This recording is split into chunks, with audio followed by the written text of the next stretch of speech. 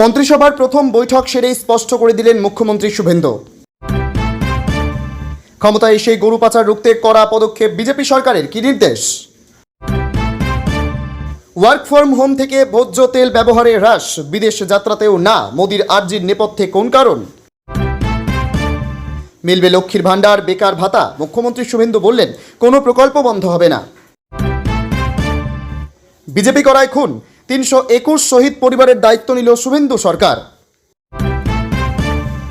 45 দিনেই বিএসএফকে জমি, আজ থেকে আয়ুষ্মান ভারত, প্রথম ক্যাবিনেটে বড় ঘোষণা মুখ্যমন্ত্রী শুভেন্দুর। অন্নপূর্ণার ভাণ্ডারের কাদের নাম বাদ যাবে জানিয়ে দিলেন মন্ত্রী অগ্নিমিত্রা পাল। জুন থেকেই পাবেন টাকা জানিয়ে দিলেন বিধায়ক। সরকারি বাসে আর ভাড়া লাগবে না মহিলা যাত্রীদের, বড় ঘোষণা শুভেন্দু সরকারের। প্রতি মাসে মহিলাদের 3000, 1 জুন থেকেই মিলবে অন্নপূর্ণা ভাণ্ডার। বেলডাঙ্গায় পঞ্চায়েত সমিতির সভাপতি সহসভাপতির ঘরে তালা ঝোলালেন হুমায়ুন কবির। সমালোচনার সুযোগ দেবে না, সবার জন্য কাজ করবে তার সরকার, নবান্নে দাবি মুখ্যমন্ত্রী শুভেন্দুর। প্রথম দিনই বিজেপি সরকার যে বড় সিদ্ধান্ত নিল, নবান্ন থেকে জানালেন মুখ্যমন্ত্রী শুভেন্দু অধিকারী। অন্তত 1 বছর সোনা কিনবেন না, দেশকে জরুরি বার্তা নরেন্দ্র মোদীর। Work from home, petrol diesel খরচ কমানোয় জোর।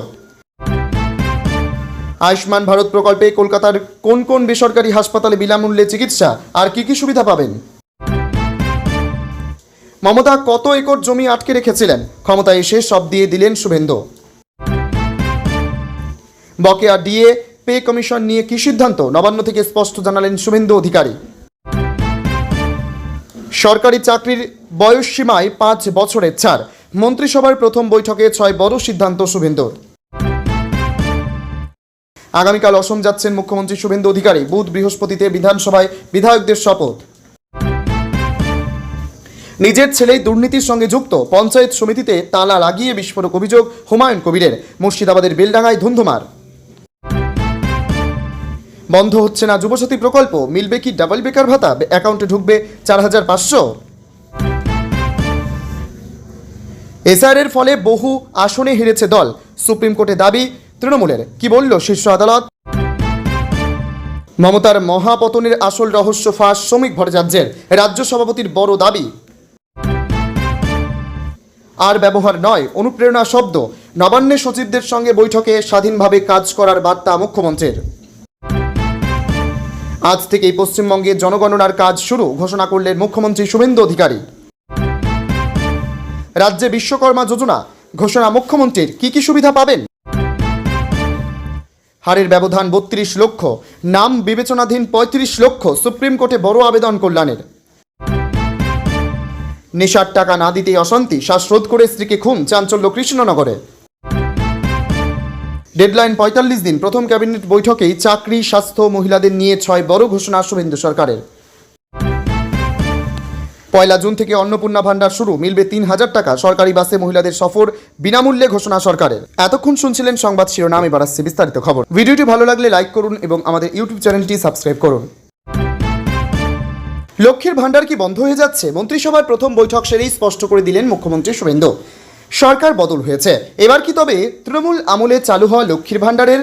ভোটের ফল ঘোষণার পর থেকেই বিভিন্ন মহলে এই নিয়ে জল্পনা চলছিল। এ আবহে সোমবার নবান্ন নতুন সরকারের প্রথম মন্ত্রিসভার বৈঠকের পর বড় বার্তা দিলেন মুখ্যমন্ত্রী শুভেন্দু অধিকারী। তিনি স্পষ্ট করে দিলেন, আগের সরকারগুলির চালু করা কোনো সামাজিক প্রকল্পই বন্ধ করা হবে না, তবে স্বচ্ছতার সঙ্গে হবে বলে তিনি জানান। বছর 5 আগে রাজ্যে লক্ষ্মীর ভাণ্ডার প্রকল্প চালু করেছিল তৎকালীন তৃণমূল সরকার। 26-এর নির্বাচনের আগে এই প্রকল্প তপশিলি জাতি ও উপজাতি মহিলাদের ভাতা মাসে 1700 টাকা করে হয় এবং অন্য মহিলারা মাসে 1500 টাকা পান। ভোটের আগে বিজেপি তাদের সংকল্পপত্রে জানিয়েছিল, ক্ষমতায় এলে তারা মহিলাদের অন্নপূর্ণা ভাণ্ডার প্রকল্পে মাসে 3000 টাকা দেবে। ভোটের ফল ঘোষণার পর থেকেই জল্পনা শুরু হয় লক্ষ্মীর ভাণ্ডার প্রকল্প নিয়ে। শনিবার মুখ্যমন্ত্রী হিসেবে শপথ নিয়েছেন শুভেন্দু, তার সঙ্গে আরও 5 জন শপথ নেন। এদিন নবান্নে নতুন সরকারের প্রথম মন্ত্রিসভার বৈঠক হয়। ওই বৈঠকের পর সাংবাদিক বৈঠকে মুখ্যমন্ত্রী শুভেন্দু জানান, মন্ত্রিসভার প্রথম বৈঠকে 6টি সিদ্ধান্ত নেওয়া হয়েছে। সেই সিদ্ধান্তগুলি জানান তিনি। সেখানে বিগত সরকারের চালু করা সামাজিক প্রকল্পগুলো নিয়ে কোনো সিদ্ধান্তের কথা নেওয়া হয়নি। চালু থাকা সামাজিক প্রকল্পগুলো নিয়ে কি বললেন মুখ্যমন্ত্রী?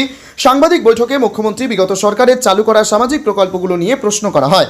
তার জবাবে নির্দিষ্ট কোনো সামাজিক প্রকল্পের নাম না নিয়ে মুখ্যমন্ত্রী বলেন, 10 বছর কিংবা 30 বছর আগের সরকারের নেওয়া যেসব সামাজিক প্রকল্প চালু রয়েছে সেগুলো আমরা বন্ধ করছি না, কিন্তু স্বচ্ছতার সঙ্গে হবে, অর্থাৎ লক্ষ্মীর ভাণ্ডার, কন্যাশ্রী, সবুজ সাথীর মতো তৃণমূল সরকারের সামাজিক প্রকল্পের নাম উল্লেখ না করেও নতুন মুখ্যমন্ত্রী বুঝিয়ে দিলেন আগের সরকারের কোনো সামাজিক প্রকল্প বন্ধ হবে না। কিন্তু তিনি স্পষ্ট করে দেন, ভিনদেশের কেউ এখানে যাতে এই সামাজিক প্রকল্পের সুবিধা না পান তা দেখা হবে।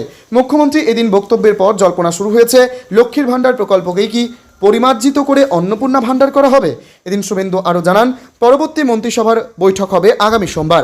আরজিকর, নারী নির্যাতন, ডিএ সংক্রান্ত বিষয় নিয়ে পরবর্তী বৈঠকে আলোচনা হবে বলে তিনি জানান। ক্ষমতায় এসে গরু পাচার রুখতে কড়া পদক্ষেপ বিজেপি সরকারের, কি নির্দেশ?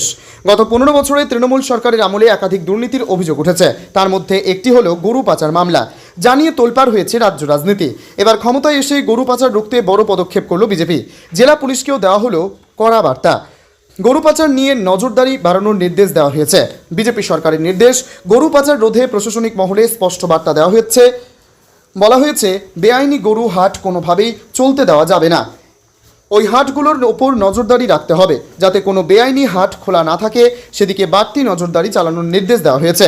কিন্তু এ বিষয়টাও মাথায় রাখতে হবে যে কোনোভাবেই যাতে সমস্যা না তৈরি হয়। রাজ্য পুলিশকে সেরকমই বার্তা দেওয়া হয়েছে সরকারের তরফে। এরপর জেলা পুলিশকেও সেই বার্তা পৌঁছে দিয়েছে রাজ্য পুলিশের শীর্ষ মহল। উল্লেখ্য, গরু পাচার মামলায় নাম জড়িয়েছিল তৃণমূল নেতা অনুব্রত মণ্ডলের। 2022 সালে এই মামলায় তাকে গ্রেপ্তারও করেছিল সিবিআই। পরে মামলায় নাম জড়ায় তার মেয়েরও, তাকে গ্রেপ্তার করে ইডি। বাবা মেয়ে দুজনেরই ছাই হয় তিহার জেলে। পরে এই মামলায় জামিন পান দুজনে। মালদহে গরু ভর্তি গাড়ি আটক। এদিকে মালদহে 3 গাড়ি ভর্তি গরু আটক করা হয়েছে। পাচারের উদ্দেশ্য নিয়ে যাওয়া হচ্ছিল বলে অভিযোগ। গ্রামবাসীরা দেখতে পেয়ে গাড়ি আটকায়। পরে ঘটনাস্থলে পৌঁছায় পুলিশ ও কেন্দ্রীয় বাহিনী।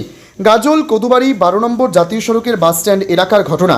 এলাকাবাসী মিন্টু সাহা বলেন, সরকার ইতিমধ্যেই ঘোষণা করেছেন গো মাতাদের নিয়ে কোনো ব্যবসা করা হবে না। বিভিন্ন হাট থেকে গরু কিনে 3টি গাড়ি ভর্তি গরু নিয়ে যাচ্ছিল কয়েকজন। একটি গাড়িতে 4টি, একটি গাড়িতে 5টি ও আরেকটি গাড়িতে 3টি গরু ছিল। বিজেপি করায় খুন, 321 শহীদ পরিবারের দায়িত্ব নিল শুভেন্দু সরকার। রাজনৈতিক সন্ত্রাসের বলি বিজেপি কর্মীদের পরিবারের দায়িত্ব নিল রাজ্যের নবনির্বাচিত সরকার।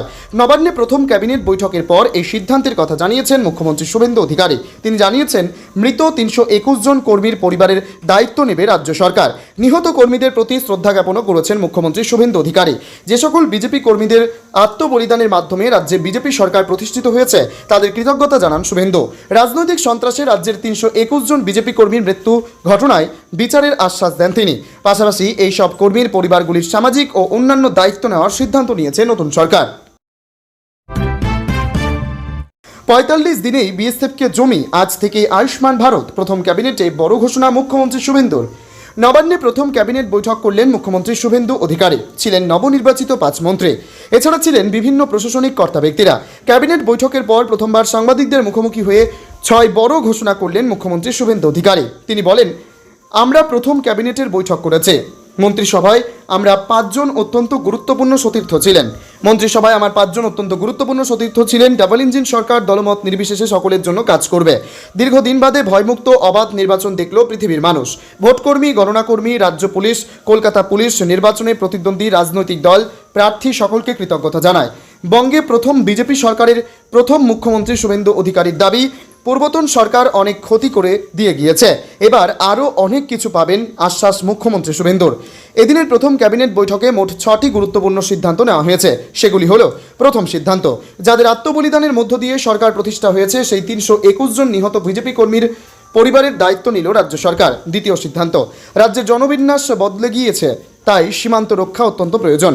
আগামী 45 দিনের মধ্যে বিএসএফকে কাঁটাতার দেওয়ার জন্য জমি হস্তান্তর করা হবে। তৃতীয় সিদ্ধান্ত, বেটি বাঁচাও বেটি পড়াও, বিশ্বকর্মা যোজনা, আয়ুষ্মান ভারতের মতো কেন্দ্রীয় প্রকল্পের সঙ্গে যুক্ত হলো রাজ্য। চতুর্থ সিদ্ধান্ত, রাজ্যের আইএএসরা কেন্দ্রের কোনো ট্রেনিংয়ে অংশ নিতে পারতেন না, এবার থেকে চাইলে তারা পারবেন। পঞ্চম সিদ্ধান্ত, আজ থেকে রাজ্যে লাগু ভারতীয় ন্যায় সংহিতা।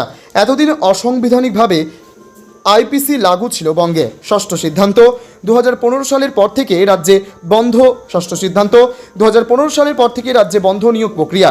বেকার যুবক যুবতীদের কথা মাথায় রেখে সরকারি চাকরিতে আবেদনকারীর বয়সের ঊর্ধ্ব সীমা 5 বছর বাড়ানো হলো। বঙ্গে প্রথম বিজেপি সরকারের প্রথম মুখ্যমন্ত্রী শুভেন্দু অধিকারীর দাবি, পূর্বতন সরকার অনেক ক্ষতি করে দিয়ে গিয়েছে, এবার আরও অনেক কিছু পাবেন। আশ্বাস মুখ্যমন্ত্রী শুভেন্দুর। লক্ষ্মীর ভাণ্ডার, স্বাস্থ্যসাথীর মতো চালু থাকা কোনো সামাজিক প্রকল্প বন্ধ হবে না বলেও সাফ জানিয়ে দেন তিনি। আগামী সপ্তাহ থেকে দিলীপ ঘোষ, অগ্নিমিত্রা পাল সাংবাদিক বৈঠক করবেন। প্রতি মাসে মহিলাদের 3000 পয়লা জুন থেকেই মিলবে অন্নপূর্ণা ভাণ্ডার। 5 জুন থেকে অন্নপূর্ণা ভাণ্ডারের টাকা পৌঁছে যাবে মহিলাদের ব্যাংক অ্যাকাউন্টে। এই প্রকল্পের আওতায় মহিলারা প্রতি মাসে 3000 টাকা করে পাবেন। সোমবার নবান্নে দলের নতুন বিধায়কদের নিয়ে বৈঠক করেন মুখ্যমন্ত্রী শুভেন্দু অধিকারী। সেই বৈঠকে কোনো এক দলীয় বিধায়কের প্রশ্নের উত্তরে শুভেন্দু এই কথা জানান। এছাড়াও বেশ কয়েকটি বিষয়ে বিধায়কদের নির্দেশ দেন তিনি। নির্বাচনের আগেই রাজ্যে ক্ষমতায় এলে অন্নপূর্ণা ভাণ্ডার প্রকল্প চালুর প্রতিশ্রুতি দিয়েছিল বিজেপি। রাজ্যে ক্ষমতায় আসার পর এই প্রকল্প নিয়েই সিদ্ধান্ত নেওয়া হলো। তৃণমূল সরকারের আমলে শুরু হওয়া লক্ষ্মীর ভাণ্ডার প্রকল্পের আওতায় 1500 টাকা করে পেতেন মহিলারা। তপশিলি জাতি ও উপজাতির মহিলাদের জন্য বরাদ্দ ছিল 1700 টাকা। এই টাকা দ্বিগুণ করে দেওয়ার প্রতিশ্রুতি দিয়েছিল বিজেপি। এবার সেই প্রতিশ্রুতি পূরণের পথে হাঁটছে নবনির্বাচিত বিজেপি সরকার। যদিও এ নিয়ে এখনো পর্যন্ত কোনো সরকারি বিবৃতি জারি করা হয়নি। রাজ্যে বিজেপি সরকার ক্ষমতায় আসার পর লক্ষ্মীর ভাণ্ডারের ভবিষ্যৎ নিয়ে প্রশ্ন উঠতে শুরু হয়েছে। পালাবদলের পর বিজেপির প্রতিশ্রুতি মতো অন্নপূর্ণা ভাণ্ডারের টাকা কবে থেকে পাওয়া যাবে তা নিয়ে শুরু হয় চর্চা। এই পরিস্থিতিতে আজ সোমবার নবান্নে মন্ত্রিসভার বৈঠকের দিকে নজর ছিল মহিলাদের, কিন্তু মন্ত্রিসভার বৈঠকে সম্পূর্ণ অন্নপূর্ণা ভাণ্ডার নিয়ে কোনো আলোচনা হয়নি বলেই খবর। মন্ত্রিসভার বৈঠকে নবনির্বাচিত সরকারের তরফে যে 6টি সিদ্ধান্ত নেওয়া হয়েছে তাতে অন্নপূর্ণা ভাণ্ডার নেই। এরপরেই নবান্নে আয়োজিত দলের হবু বিধায়কদের নিয়ে বৈঠকে এই প্রকল্পের প্রসঙ্গ ওঠে। দলের এক বিধায়ক মুখ্যমন্ত্রী শুভেন্দু অধিকারীকে প্রশ্ন করেন, রাজ্যে অন্নপূর্ণা ভাণ্ডার কবে থেকে শুরু হবে? সেই প্রশ্নের জবাবে মুখ্যমন্ত্রী জানান, 1 জুন থেকে এই প্রকল্প চালু করবে রাজ্য সরকার। এছাড়া জয়ী বিধায়কদের একাধিক নির্দেশনামা দিয়েছেন শুভেন্দু। অন্তত 1 বছর সোনা কিনবেন না, দেশকে জরুরি বার্তা নরেন্দ্র মোদীর। Work from home, petrol diesel খরচ কমানোই জোর। পশ্চিম এশিয়ায় সংঘাত দীর্ঘায়িত হয়েছে। তেলের বাজারে তার প্রভাব পড়েছে, যেমন বিঘ্ন ঘটেছে সরবরাহেও। সেই আবহেই ভারতের নাগরিকদের কাছে বিশেষ বার্তা, বিশেষ আর্জি প্রধানমন্ত্রী নরেন্দ্র মোদীর। দেশের ভাড়ারে সঞ্চিত পেট্রোল ডিজেল এবং বিদেশি মুদ্রার মজুদ অক্ষুণ্ণ রাখতে পেট্রোল ডিজেল নির্ভর গণপরিবহন এড়াতে বললেন নাগরিকদের। অপ্রয়োজনে বিদেশ যাত্রা, এমনকি খুব প্রয়োজন না থাকলে সোনা কেনা থেকেও বিরত থাকতে আবেদন জানালেন। রবিবার হায়দ্রাবাদ থেকে ভারতীয়দের জ্বালানি সাশ্রয়ে আহ্বান জানালেন মোদি। বললেন, সীমান্তে প্রাণ বিসর্জন দেওয়াই শুধুমাত্র দেশপ্রেম নয়, বর্তমান সময় দাঁড়িয়ে দায়িত্বশীল হওয়া, দৈনন্দিন জীবনে দেশের প্রতি কর্তব্য পালন দেশপ্রেম। তাই বৈশ্বিক সংকটের সময় কর্তব্যকে এগিয়ে রাখতে হবে। কিছু সংকল্প নিতে হবে আমাদের, তার প্রতি সমর্পিত থাকতে হবে। কোন কোন ক্ষেত্রে সংযম প্রয়োজন তাও জানিয়ে দেন মোদি। বলেন, সংকল্প নিতে হবে, পেট্রোল ডিজেল ব্যবহারে সংযমী হতে হবে। পেট্রোল ডিজেলের ব্যবহার কমাতে হবে আমাদের। মেট্রো শহরগুলোতে বেশি মেট্রো ব্যবহার করতে হবে। বেশি করে মেট্রোয় যাতায়াত করুন। গাড়িতে যেতে হলে কারপুলের চেষ্টা করুন, অন্যদের গাড়িতে বসান। কোথাও জিনিস পাঠাতে হলে চেষ্টা করতে হবে রেল পরিষেবার মাধ্যমে পাঠাতে। বিদ্যুৎ চালিত রেল পরিষেবায় তেল লাগে না। যাদের বিদ্যুৎ চালিত গাড়ি রয়েছে তা ব্যবহার করুন।